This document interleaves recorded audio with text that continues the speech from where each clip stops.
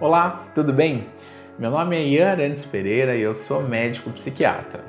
Setembro é um mês muito importante para quem trabalha com saúde mental, por ser um mês onde concentramos esforços para falar sobre um assunto que para muitos é tabu e também que é cercado de desinformação, que é a prevenção do suicídio. A campanha é realizada em setembro, porém, devido à importância do tema e das suas repercussões na vida das pessoas, este é um assunto que deve ser abordado o ano inteiro. No Brasil, a campanha Setembro Amarelo foi iniciada em 2014, sendo o dia 10 de setembro considerado o Dia Mundial de Prevenção do Suicídio. E a sua missão é orientar a população que o suicídio pode ser prevenido através da disseminação de informações corretas. Por ser um tema sensível a pessoas enlutadas ou naquelas que contemplam o suicídio, as informações devem ser levadas com muita responsabilidade, mostrando que existem formas de prevenção. Apesar dos esforços nos últimos 7 anos, o número de mortes por suicídio tem aumentado nas Américas. No Brasil, entre 2010 e 2019, nós tivemos um aumento de casos de 43%. Esses números nos mostram que não estamos sendo efetivos na prevenção. Porém, devemos tomar como exemplo países como a Austrália, o Japão e a Rússia, que com estudos epidemiológicos das suas populações e através de medidas específicas conseguiram reduzir as suas taxas de suicídio. Hoje eu vou falar sobre 5 maneiras efetivas de prevenção. A primeira é a necessidade de identificação e tratamento precoce dos transtornos mentais. A segunda é a necessidade de limitar o acesso a meios letais. A terceira é promover habilidades socioemocionais em adolescentes. A quarta é orientar a cobertura responsável da mídia. E a quinta é o planejamento urbano. Identificação e tratamento precoce dos transtornos mentais. Os 2 principais fatores de risco para uma tentativa de suicídio são a tentativa prévia e a presença de um transtorno mental.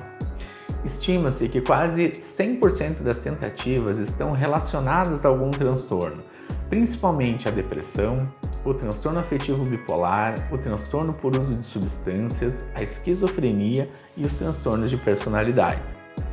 Apesar da maioria das tentativas poder ser relacionada ao sofrimento psíquico, não podemos pensar no comportamento suicida apenas de maneira biomédica. Precisamos entender que o comportamento é multifatorial, universal e complexo, tendo vários componentes como biológico, psicológico, social, espiritual e ocupacional, sendo incorreto tentar associá-lo a uma causa única.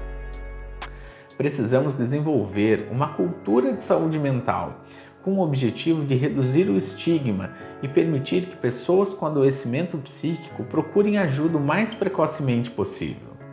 A educação permite que o preconceito se desfaça e motive o desenvolvimento do autoconhecimento e também a extinção do medo de expressar os seus sentimentos. Alguns aspectos do sofrimento psíquico permitem que se desenvolvam estratégias de intervenção. A grande maioria das pessoas que pensam em abreviar a vida buscam o serviço de saúde nos meses anteriores à tentativa. Geralmente, essa busca não é feita em serviços especializados de saúde mental. Por isso é importante que os profissionais que atuam na linha de frente, como pronto-socorro e unidades básicas de saúde, sejam capacitados para a identificação e início do tratamento ou encaminhamento para o serviço de saúde mental. A capacitação desses profissionais também é importante para evitar a contratransferência. E para que isso aconteça, é necessário investimento em educação e também na disponibilidade de serviços especializados, além de leitos psiquiátricos nos hospitais gerais. Esse é um assunto sensível, uma vez que vemos uma desassistência na saúde mental nos últimos anos, com uma redução da verba destinada à saúde mental de 6,8% para 1,3%.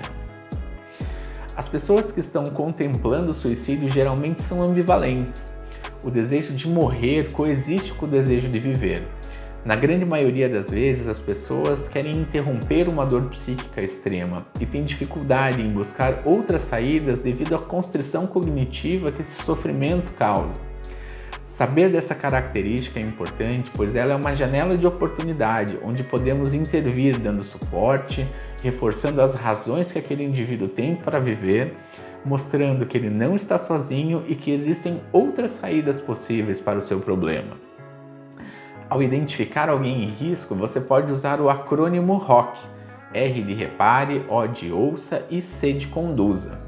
Repare nas pessoas ao seu redor. Se houver mudanças de comportamento, isolamento social, tristeza, choro, desesperança, fale para a pessoa que você percebeu essa mudança e pergunte se ela está bem. Fale abertamente sobre a sua preocupação. Ouça com atenção, sem julgamentos, discursos morais ou tentando dar conselhos rápidos. Muitas vezes, ao se ouvir, a própria pessoa pode encontrar outras saídas possíveis para o seu sofrimento. Frases como "por que você está sofrendo se a vida é tão bonita?" ou "você tem um futuro brilhante pela frente" não vão ajudar e podem fazer com que a pessoa se feche. E C de conduza. Conduza a pessoa até um atendimento especializado. Não deixe a pessoa sozinha. Se não for possível conduzir a pessoa até o pronto atendimento em segurança, solicite apoio do serviço médico de urgência. Assim como saber o que fazer, é importante saber o que não fazer. Não minimize o sofrimento, não critique ou julgue, não desafie a pessoa a tentar o suicídio e nunca subestime uma tentativa. Devemos lembrar que o suicídio pode ocorrer em qualquer idade, inclusive em crianças, por isso é importante validar os seus sentimentos. Quando ocorre o suicídio, o suporte a familiares e amigos é essencial para evitar novas tentativas. Esses cuidados são denominados de pós-venção e visam o auxílio na elaboração do luto e suporte para pensamentos disfuncionais que podem surgir nesse período. Acesso a meios letais. Para uma prevenção efetiva, os estudos epidemiológicos são de extrema importância. Saber os meios mais utilizados permitem que políticas públicas sejam implementadas. São exemplos de políticas de sucesso na redução do suicídio o aumento do rigor nas leis anti-bullying no Japão, que reduziu o suicídio nos adolescentes, restrição da venda de agrotóxicos em vários países asiáticos, maior controle da venda de bebidas alcoólicas na Rússia e o aumento do rigor na venda de armas de fogo em alguns estados norte-americanos e na Austrália. No Brasil, os meios mais utilizados são a asfixia, o envenenamento e o uso de armas de fogo. Para uma prevenção efetiva, políticas públicas sobre esses meios devem ser realizadas. Promover habilidades socioemocionais em adolescentes. A prevenção nessa faixa etária inclui a educação dos jovens sobre a depressão e comportamento suicida, estímulo ao uso saudável das redes sociais, estímulo a vínculos reais e não apenas virtuais, ensinar estratégias de manejo de estresse e estímulo de busca de auxílio se necessário. A educação e a desmistificação para os pais também é necessária para não atrasar o início do tratamento quando necessário. O suicídio ocorre em todas as idades, mas o maior aumento nas taxas de suicídio ocorre na faixa dos 15 aos 29 anos, por isso é imprescindível focar nessa população. Os adolescentes são suscetíveis ao efeito de contágio, por isso, aos pais, cabe supervisionar o conteúdo das séries ou comportamento nas mídias sociais. Outra característica que os coloca em risco é a grande impulsividade presente nessa fase da vida. Faz parte da prevenção a capacitação de professores, líderes religiosos e empresários que possam identificar situações de risco e mudanças de comportamento nas pessoas ao seu redor e auxiliá-las a buscar ajuda. Devemos lembrar que os quadros de depressão, o transtorno com maior relação com o suicídio, pode se apresentar de maneira diferente na adolescência, sem a tristeza e melancolia acentuada, mas sim com irritabilidade e sonolência excessiva. Por isso, o treinamento para o reconhecimento dos profissionais que trabalham com essa faixa etária é fundamental. Cobertura responsável da mídia. Alguns cuidados devem ser tomados para evitar o efeito de contágio.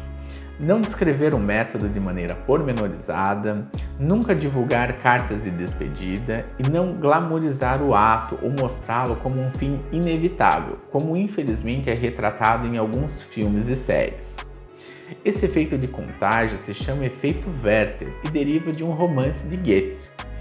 Felizmente, também é observado o efeito inverso, o efeito Papageno, que mostra uma redução de risco de novas tentativas quando se noticia exemplos de pessoas que se recuperaram de transtornos mentais e que tinham pensamentos suicidas, dando esperança para as pessoas e mostrando que existem estratégias de enfrentamento nessas situações.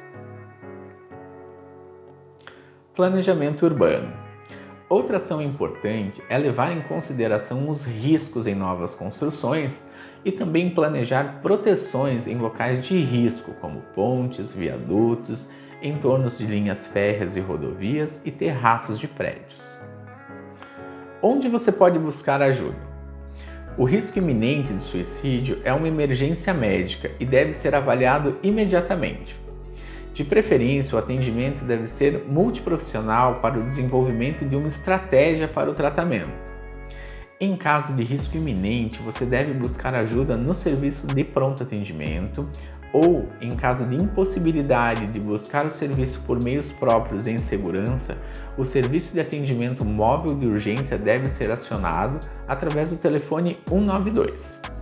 Em casos onde não há ideação suicida, porém se identifica um transtorno mental, você pode buscar auxílio na unidade básica de saúde ou nos serviços ambulatoriais de saúde complementar e também no Centro de Atenção Psicossocial, o CAPS.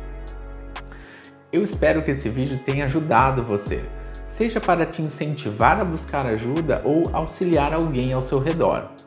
Todos nós estamos suscetíveis ao desenvolvimento de um transtorno mental. Você não deve ter vergonha de pedir ajuda.